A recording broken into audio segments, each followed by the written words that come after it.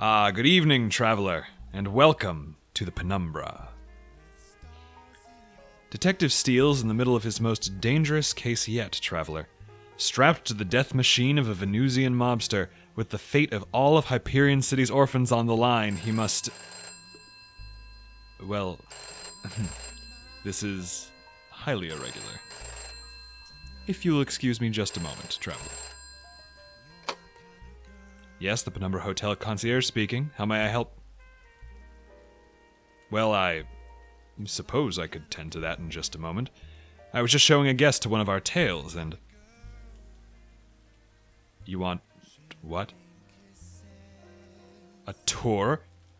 I am not, nor have I ever been, a tour guide. I am offended that you would even suggest... They're paying how much? Well, I suppose that changes things. Thank you.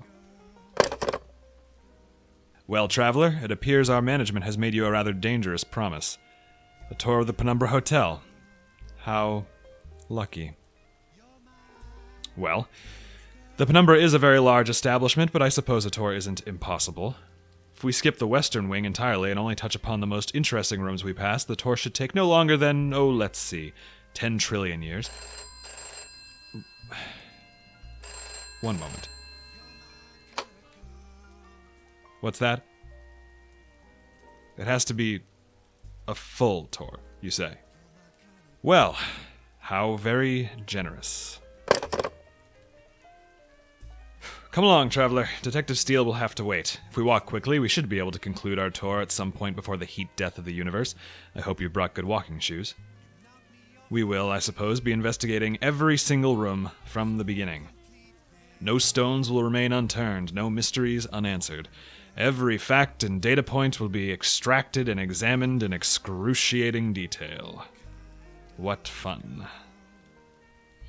Well, you've already met Louise Serling in room 1, so here is room 2, traveler. Quite old, as you can see from the wood in the door. By which, of course, I mean that there is no wood in the door. This room predates plant life by several millennia.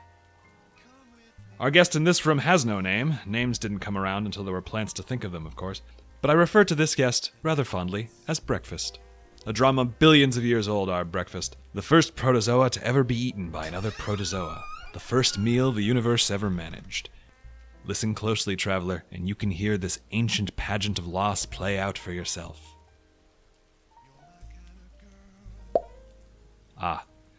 Thrilling. Seeing Breakfast is only one of the benefits offered by the Penumbra Hotel. We also offer breakfast in the lobby between the hours of 8 and 10, which is whenever we say they are. That's what happens when you run a hotel that caters to everyone, everywhere, and everywhen, traveler. Widespread confusion and many arguments over time cards. It also does cause some difficulty in our repeating guests, especially when they don't remember having arrived in the first place. Take our guest in room 3, Samantha Smalls. Hello. Goodbye. Miss Smalls has somehow managed to check into the Penumbra 87 times, and all of them while doing her laundry. This is room 4. Hello. I suppose it makes a certain sort of sense. Room 5. Hello. The Penumbra itself only promises to supply tales, after all. Room 6. Hello.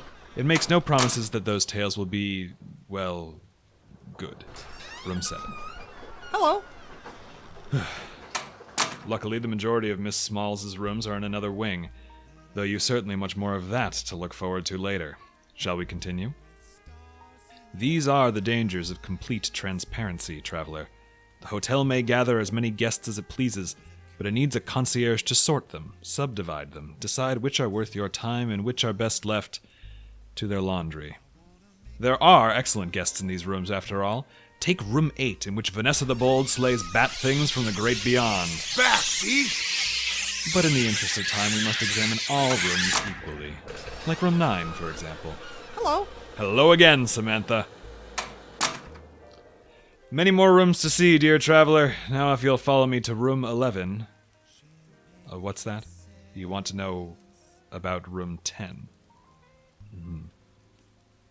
Well, in the business of tales, let us say that there are some doors that change things.